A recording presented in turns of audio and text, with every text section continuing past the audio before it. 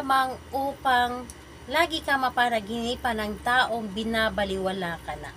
Hello mga guys, kumusta kayo? Panibagong araw, panibagong video na naman tayo.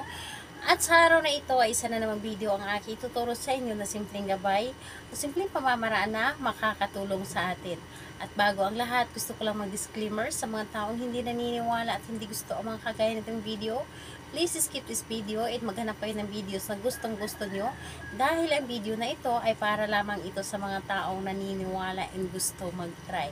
Sa lahat po ng mga nagko-comment po sa aking video dito po sa loob ng aking channel, mag-ingat po sa lahat ng mga nagko-comment, nagre-reply po sa inyo na dinadala kayo sa WhatsApp. Mag-ingat po upang makaiwas po tayo sa scam. So ngayon po, ikaw ba ay binabaliwala ng taong iyong minamahal at hanggang ngayon ay hindi nagpaparamdam sa inyo? Gusto nyo ba na lagi kanya mapapanaginipan gamit lamang ang kanyang larawan? Pwedeng-pwede yung larawan niya na kahit yung sa cellphone. So, ito ay pwedeng gawin sa parehas ang kasarian. Babae ito babae, and lalaki ito lalaki. Siyempre naman sa ating babae at lalaki na mag-partner o magkarelasyon. So, ito ay pwedeng gawin din po kahit na kayo ay magkalapit at magka-LDR. Ngayon po, ang kailangan lamang natin dito is, sa nabanggit ko na, ay kailangan mo dito ng larawan. So, sa larawan, pwedeng photocopy and pwede rin na nasa loob ng inyong cellphone.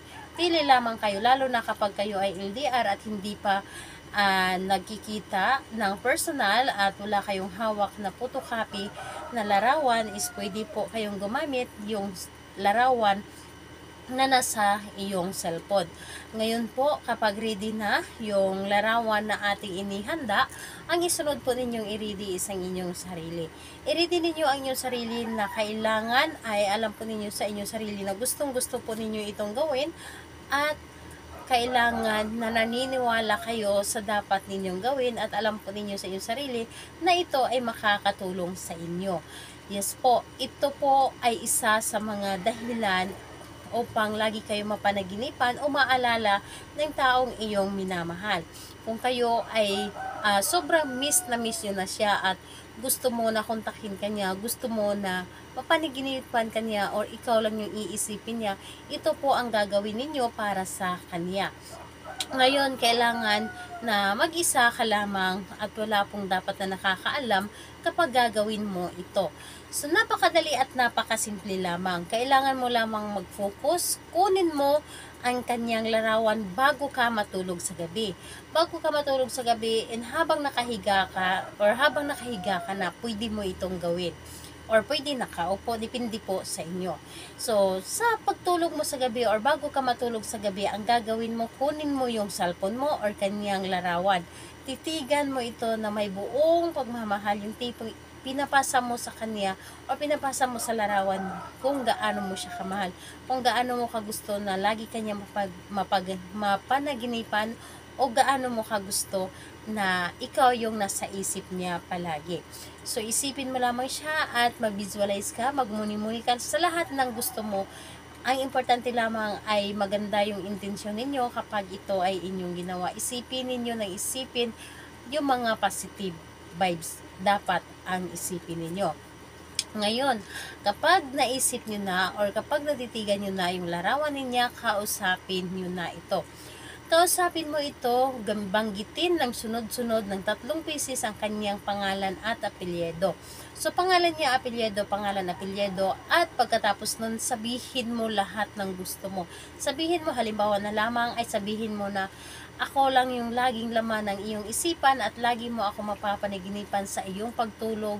Hindi ako mawawaglit sa iyong isipan at hindi ka makatulog ng maayos sa kakaisip sa akin or hindi ka talaga makakatulog sa kakaisip sa akin. So, sabihin ninyo dito lahat-lahat dapat po ay taimtim. Kailangan na nanggagaling sa inyong puso ang inyong mga sinasabi para mas mabilis niya itong maramdaman at mabilis ito ninyong mapagana. So, sabihin ninyo ito lahat-lahat.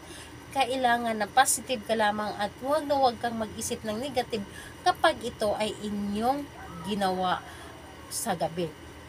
So, pagkatapos mong itong isipin or pagkatapos mo itong kausapin yung kanyang larawan, halikan mo ito. Halikan mo na nagmula sa inyong puso.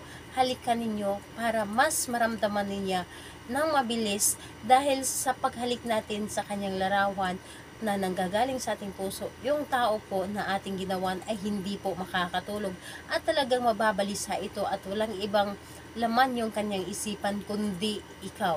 Kaya naman gawin mo ito upang mapanaginipan kanya or hindi siya makatulog para magparamdam siya sa inyo. So, kailan ito pwedeng gawin? Gawin ito sa kahit anong araw. Pwede mo umpisahan sa kahit anong araw at kahit anong oras sa gabi po. And kung matatanong ka, pwede ba ito umaga gawin dahil gabi po ang aking trabaho? Yes po, pwede. And pwede mo rin itong gawin kahit nasa inyong trabaho. Kung gabi kayo magtrabaho, pwede po. Wala po itong problema. Kahit na pagkatapos mong gumawa ng isang ritual, magtrabaho ka, wala po itong problema dahil mararamdaman po niya ito kapag ito ay inyong ginawa. So, ayun po, sa lahat ng gustong magpa-shoutout, mag-comment lamang sa baba para ma-shoutout ko kayo sa next video. Ayun, sa lahat din po ng mga magtatanong, mag-comment lang din po sa baba para ma-replyan ko din po kayo. Salamat po sa inyo. Bye-bye everyone. God bless us all.